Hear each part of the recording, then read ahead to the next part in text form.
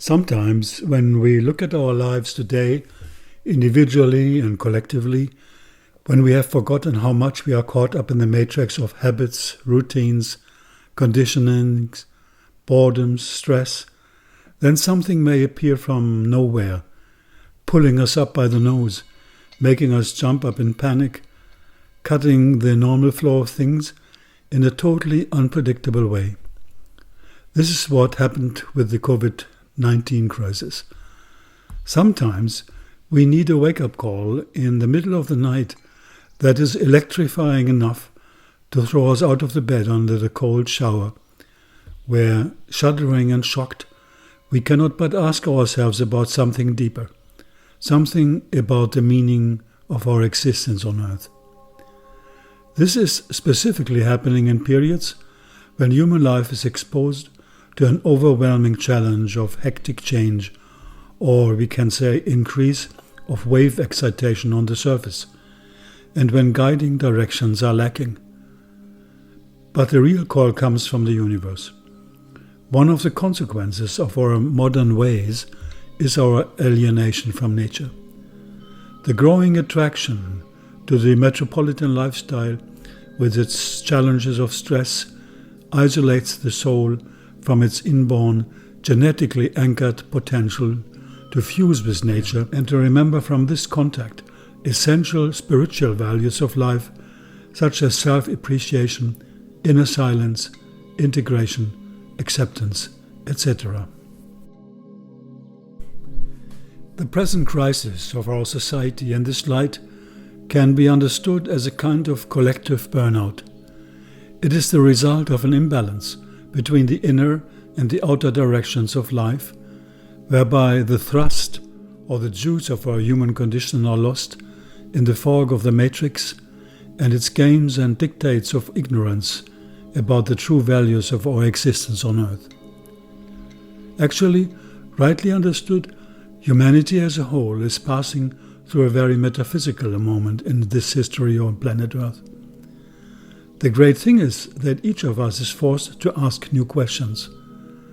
But from where do we get the answers, if so much does not seem any more available from the out-trodden pathways of education, religion, society, environment, yes, and also medicine?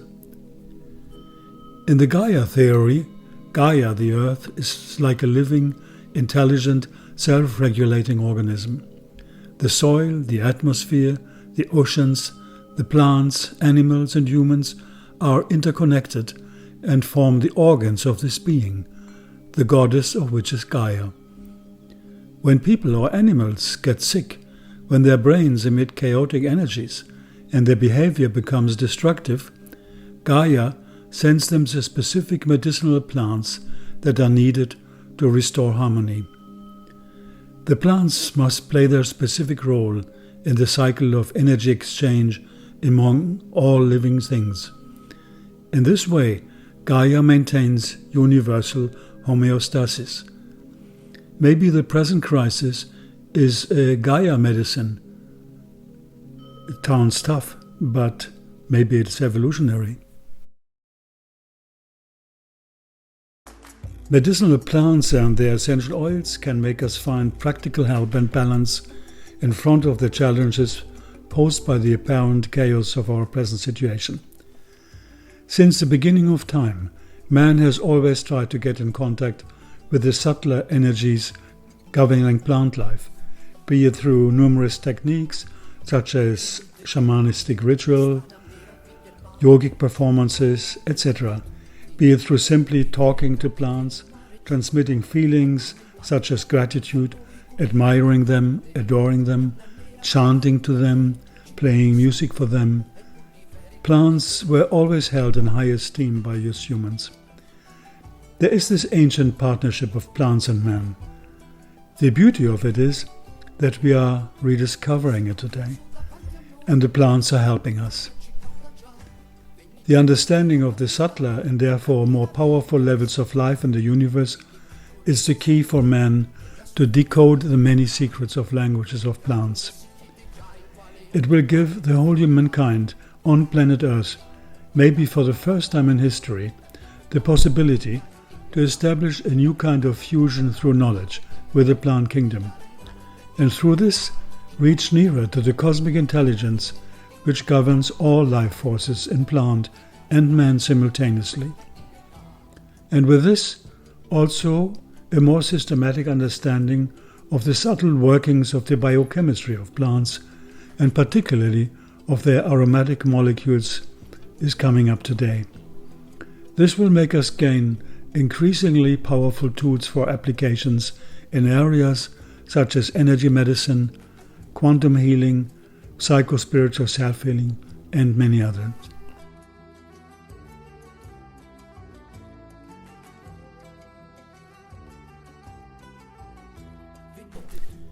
Essential oils are very helpful during times of stress. Their rich, fragrant profiles unfold powerful curative properties and appease those who suffer from varying levels of anxiety, insomnia or burnout, and many other problems. They boost self-esteem, confidence, hope, and give mental strength, and they efficiently work against depression. Many essential oils can be taken on a routine and regular doses, and in times of despair can bring hope into our lives. Science shows that they awaken a higher frequency resonance in our energy system and invoke positive thoughts, spirituality, and feelings of joy and happiness. Essential oils, being 100% natural, polymolecular synergies, can trigger many beneficial effects. They can be anti-inflammatory, anti-obstructive, mucolytic, antiviral, antibacterial, anti-tuberculosis, antifungal, regenerating for the epithelial tissue, anti-cancer, etc., etc. There are over 12,000 independent research studies today on essential oils, studied and researched as therapeutic agents. It is worth looking at those which have to do with our present situation. Here an example in Protective Essential Oils Attenuate Influenza Virus Infection. This is an article published by BMC Complementary Alternative Medicine in November 2010. Quote here, "The lack of toxicity and potent specific viral inhibitory activity suggests essential oils may be helpful as a possible antiviral drug for control and treatment of influenza virus infection. They could potentially be used as a non-toxic way to cleanse surfaces or be dispersed to eliminate aerosolized virus particles in confined areas. Since the oils are currently used as a food supplement, also oral administration may provide therapeutic benefit during infection. The lack of toxicity and potent specific inhibition ability make the essential oils a possible antiviral drug for influenza virus proliferation control and treatment." End of quote. The COVID-19 pandemic points with a long finger at the potential use of essential oils for prevention and protection. Yes, and even for healing if somebody is infected by the virus. Two of the numerous practical applications of essential oils are olfaction, mainly via the nose, directly to the brain, or inhalation, mainly via the lungs into the blood. Both ways are direct approaches to the body and give easy access not only to the bronchi and brain, but also influence the cardiovascular system spontaneously. This is especially helpful for sensitive people, for whom inhalation and smelling of essential oils is a safe and reliable method, often better than oral intake. And it is a very soothing way to cool down excitation on one side and help against fear and depression on the other side. And not to forget, smelling and inhaling is energy. Energy from sun and earth, carried to us via the air and the space element. Aromatic olfaction is brain enhancement, central nervous system revitalization. Inside the brain is the whole universe of energy and healing. Olfactive experiences or olfactotherapy with essential oils have shown countless times that we can even reprogram our thinking and feeling naturally and spontaneously. Smelling is the first of our 5 senses that shows up in our embryonic existence. Smelling is the oldest language in the realm of life. Aromatherapy in this context means also to expose ourselves not only to an enhanced olfactive experience of an essential oil, but invite ourselves for a kind of environmental reset. It is very much through the sense of smell, through our nose and our lungs, that we continuously inhale our surroundings also, and change our moods with this, attitudes, feelings. And this is why in aromatherapy we can speak about an energetic pharmacology. And in terms of olfaction, it is not wrong to say, as much as we become what we think, we also become what we smell. It is so true to say that essential oils work like energizing filters, protecting us and harmonizing the incoming impressions for a more positive state of body, mind and soul. And in the midst of our present problems, particularly affecting the respiratory organs, which is a real crisis within the element of air and space, aromatherapy could and should be the number one answer for creating a protective environment everywhere around us. Is it not obvious to focus on those elements which best clear and clean our atmosphere, namely volatile, micro and nanoparticles of medicinal plants in form of vapor of essential oils? And not only that they clean, they also create a protective state of our physiology at the same time, because they carry emotional principles also with them. Here, for example, you see an auric field change of a person after inhaling a citrus flower fragrance. Essential oils are more than standard medicine. We have not to forget that.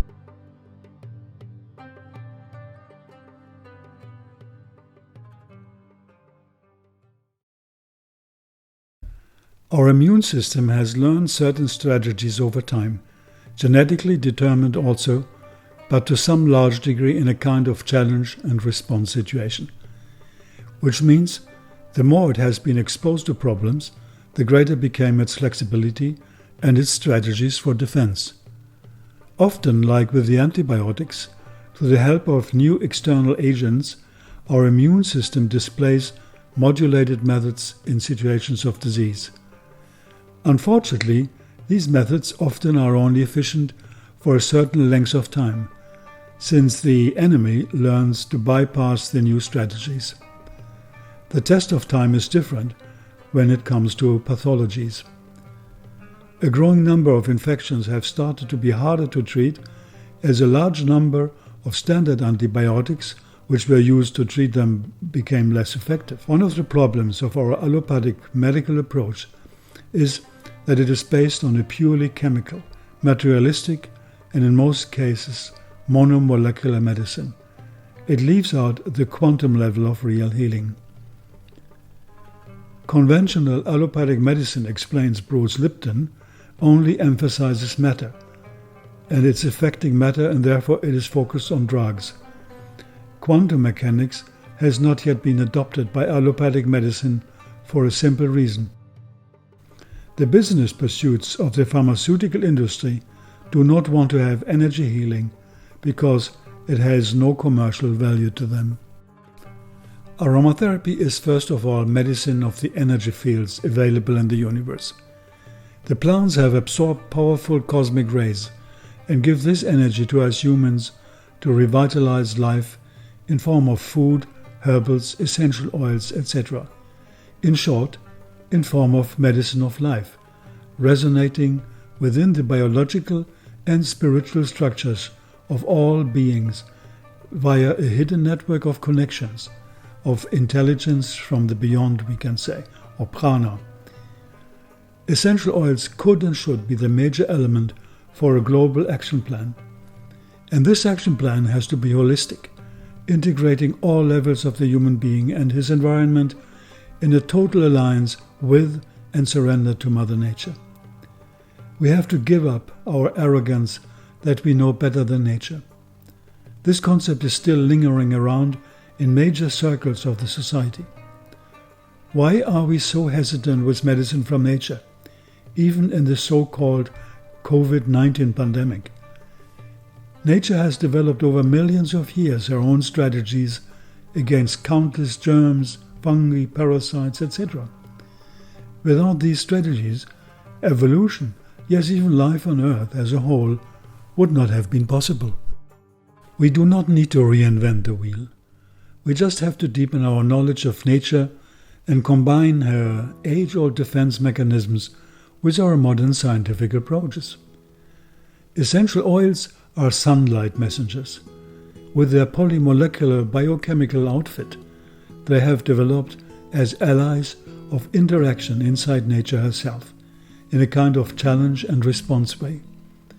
They have been one, if not the major answer against the growing impact of germs threatening and simultaneously provoking the thrust of differentiation of plant species in the course of evolution of life on Earth. And not only germs. Modern medicine, with their pharmaceutical chemical formulas, cannot compose the healing qualities which essential oils unfold within the bodies of human beings. These treasures of Mother Nature carry the very being and essence of the original plant they are obtained from. They are light carriers, in Sanskrit Oshadi, blessed with the divine gifts of life force, intelligence, and vibratory energies, characteristics which pharmaceutical products just do not possess. Apart from that, essential oils do not load the body with undesirable side effects, like so many conventional drugs, but rather convey manifold positive side effects. The important point is to get a new understanding of what disease is. In The New Medicine, writes Dr. Reike Gerd Hamer, the so-called diseases, as we had previously understood, do not really exist. They are only useful biological special programs of nature. Our whole dilemma stems from the fact that we had been practicing symptom medicine in Europe for 1,500 years. Everything was religiously divided into benign and vicious. Cancer was malignant, microbes, fever, fatigue, all supposed so-called disease symptoms were malignant and had to be eradicated, like sin. But if Mother Nature, despite our nonsensical pseudotherapy attempts, had succeeded in her way of healing, then we took this success as our own credit. And like sorcerer apprentices, we felt so incredibly smart.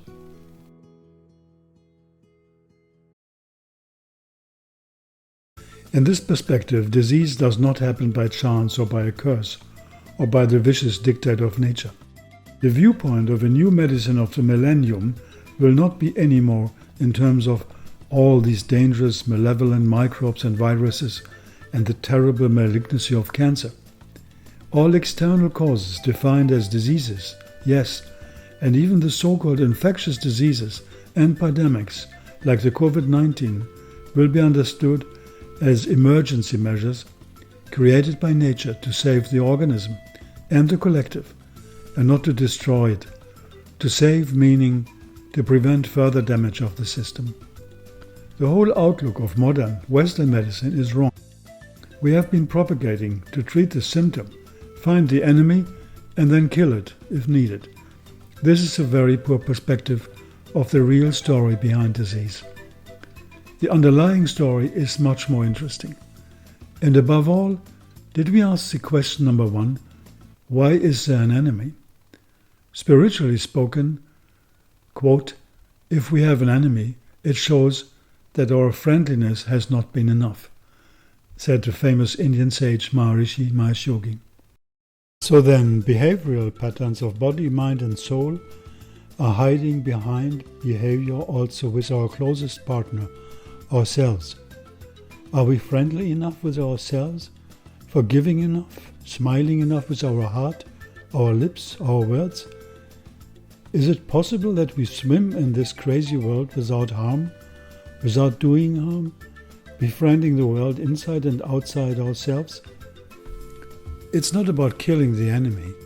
It's about changing patterns of wrong habits on all levels. Find the enemy here before we ask the doctor to prescribe us some pills and send us to the hospital. So then, what is our survival program for the COVID-19 crisis, for example, when so many people died or were dying? One thing to make sure, nature is not concerned about death as much as we are.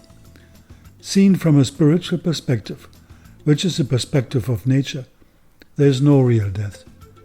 But the fear of death can be used by nature to educate the person or the collective to change its patterns of behavior, change the matrix, inner and outer, which represents the real confinement of the individual. Under that vision, we can accept fear, but also try to find a way to overcome it via new transformational impulses which impact us as a whole. Back to some practical points.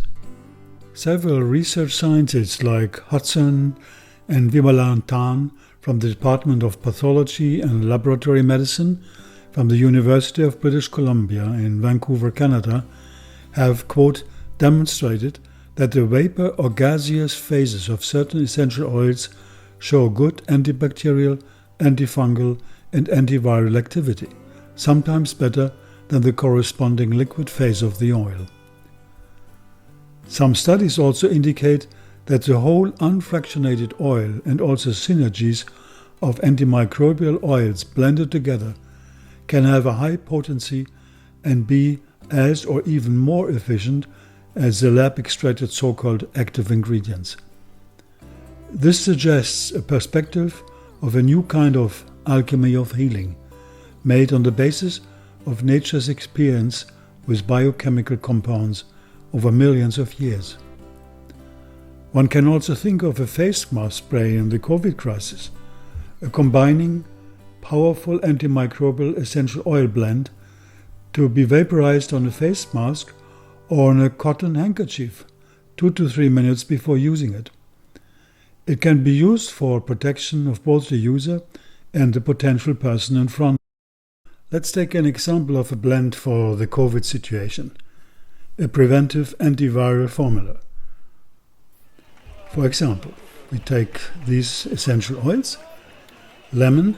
Lemon is famous for its purifying capacity as an air cleaner, antibacterial and antiviral, as research has already shown. Even the small viruses will not be able to resist. French scientists Morel and Rocher proved decades ago that the evaporated particles of lemon oil are capable of neutralizing, for example, the meningococcus within 15 minutes, the emit bacteria in hardly 1 hour, the pneumococcus responsible for pneumonia in about 1 to 3 hours, the Staphylococcus aureus responsible for skin and respiratory infections and food poisoning in 2 hours. Its application can be done by massage, diluted in a base of vegetable oil, and also oral with honey. Coriander seed, for example, ideal for fighting viruses that reach the ENT, the ear, nose, throat sphere, or the urinary tract. Its application can be done by massage, diluted in a base of vegetable oil, and also oral with honey. Essential oil extracted from coriander seeds has shown dramatic results against all major foodborne bacteria like the pathogenic forms of Escherichia coli and many others. The high content in monoterpene alcohols and monoterpenes recommends the use of this essential oil as an immunomodulatory, analgesic and anti-inflammatory agent in rheumatology and also as an antibacterial and antiviral agent.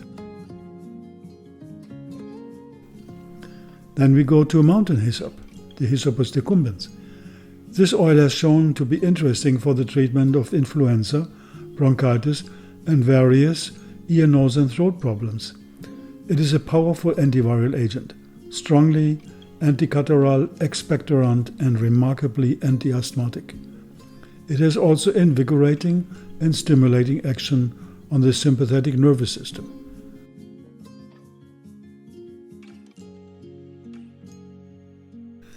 Then we see marjoram, Oregano majorana. This oil is efficient against viruses that affect the ear, nose, throat sphere also, and is also good for viral skin infections such as shingles, chickenpox, or psoriasis. The oil has its strong place in case of all kinds of immune deficiencies. Its anti-infectious effects encourage its use in diffusion in the event of epidemics, general fatigue, or viral and bacterial infection. Then Ravinsara, a powerful antiviral antibacterial agent. It works wonders in case of flu, bronchial infections, viral skin problems, also ENT infections.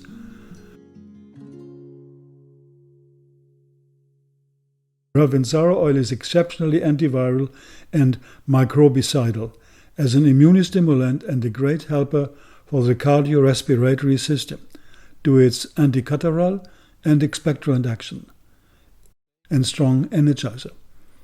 Then we go to the famous tea tree oil.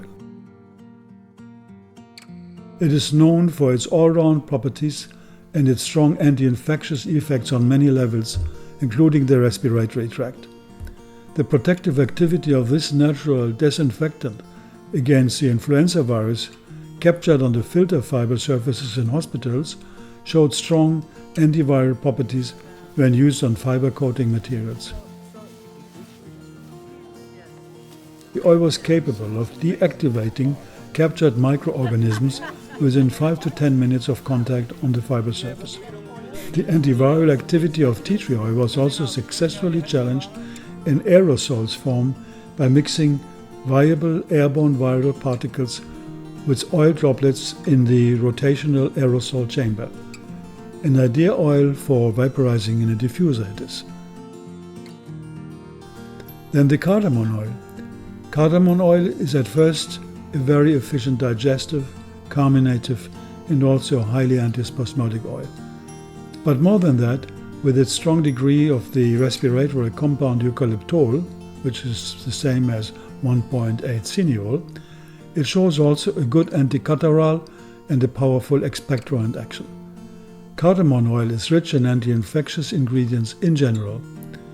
In research, the essential oil showed antimicrobial activity against almost all tested microorganisms.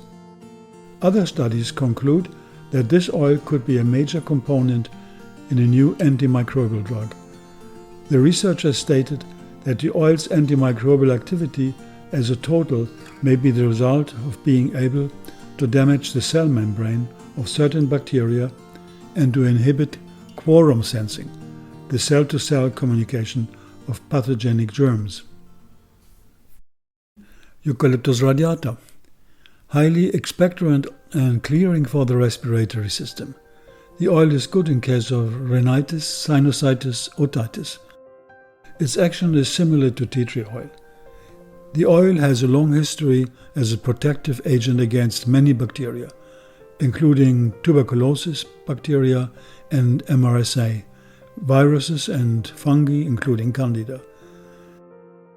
It is strongly immune stimulatory, anti-inflammatory, antioxidant, analgesic, and spasmolytic. Its usage is best in form of vapor inhalation or oral intake, which provide benefit for respiratory problems such as bronchitis, asthma, and chronic obstructive pulmonary diseases. Then lemongrass oil. This oil is strongly antiviral also and antibacterial. Lemongrass essential oil reduced Escherichia coli in food to undetectable levels. Lemongrass oil is a better solution for neutralizing food pathogens. It shows also excellent antimicrobial activity against Bacillus cereus, Staphylococcus epidermidis, and Streptococcus pneumoniae. Then bay laurel. This oil is famous for its effects on ear, nose, throat problems and respiratory disorders. The anti-infectious, expectorant and mucolytic properties of bay laurel oil make it a good choice for the treatment of all kinds of viral infections of the respiratory tract. In vaporizing and diffusion, the oil shows high efficiency against airborne germs, particularly against those creating flu, bronchitis, candidiasis, phlegm and sinusitis. With its invigorating power, it is also an oil used against different types of degenerative diseases. Then myrtle oil. Myrtle oil is above all a major helper as an efficient expectorant and mucolytic also. Its biochemical compounds, such as the famous eucalyptol, the 1,8-cineol, have a strong action on our mucous membranes, facilitating elimination. This compound is also very active in soothing inflammation of the entire breathing system. Myrtle oil is definitely one of the respirators in aromatherapy, with very strong properties to fight against cough and all kinds of bronchial problems. We can call myrtle a decongestant of many levels. And not to forget, the development of an antimicrobial resistance has become a global problem. Tests have shown the high potential of the essential oil of myrtle against over a dozen of pathogenic strains responsible of many different kinds of infections. Then we go to rosemary cineol. This is a powerful helper against pulmonary infections also. Infections such as bronchitis, coughing, and all kinds of pathologies of the ENT sphere and of the respiratory tract, including microbial infections and congestions. It has strong bacterial influences on our defense system and works very well against Staphylococcus aureus, white Staphylococcus, Streptococcus, etc. Then the Niaouli oil, a very interesting oil with its strong anticatarrhal, expectorant and mucolytic properties. Niaouli oil is a powerful antiviral and antibacterial aromatic agent. It is highly active, as research shows, on Staphylococcus aureus. Niaouli is also especially effective in controlling infectious diseases, in particular those caused by intracellular pathogens. The essential oil of Niaouli preferentially potentiates antigen-specific cellular immunity.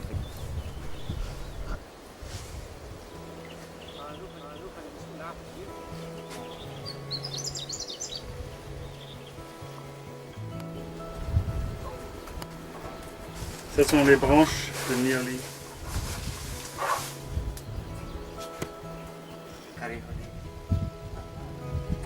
On met de l'eau à 40 cm.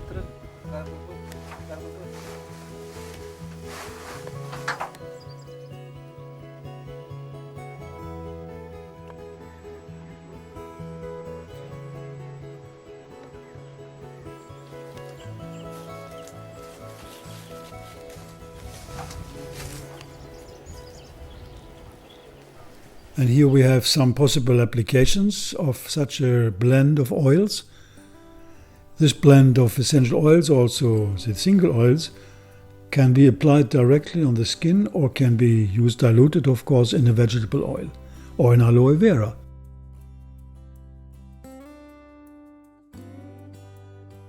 One can apply the blend on the arch of the foot at the rate of 2 to 4 drops per arch, for example, several times a day. It is essential that on this part of the body it ensures rapid and optimal diffusion of the aromatic molecules into the pulmonary areas. Another way is to use a diffuser with the undiluted blend or oils, which help disinfecting the air and stimulate immune responses, of course, within our body. Another possibility is, of course, inhalation over steamed water. We can put 1 to 2 drops in a large bowl or pot filled with hot water and inhale the vapor for example, 30 seconds. And last not least, also oral intake is possible. We can fill a small, for example, 50 milliliter jar with honey, put 5 to 10 drops into the jar and mix the whole with a spoon.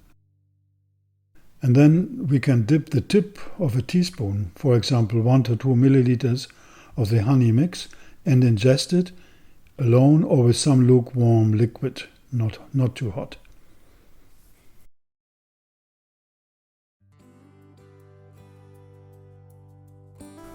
To conclude, of course, diseases have to be faced and overcome with the best possible solutions available from modern science today and nature. Understanding disease does not mean that we put our hands into our lap and wait until whatever happens. Creativity and knowledge are the most welcome elements in any kind of problem situation, be it physiological or psychological. But what we have neglected so far in our modern society is the spiritual side of disease and health. As already stated, diseases will more and more be recognized as meaningful indicators signaling our need for change for progress in the understanding of our role as responsible human beings on a very special planet.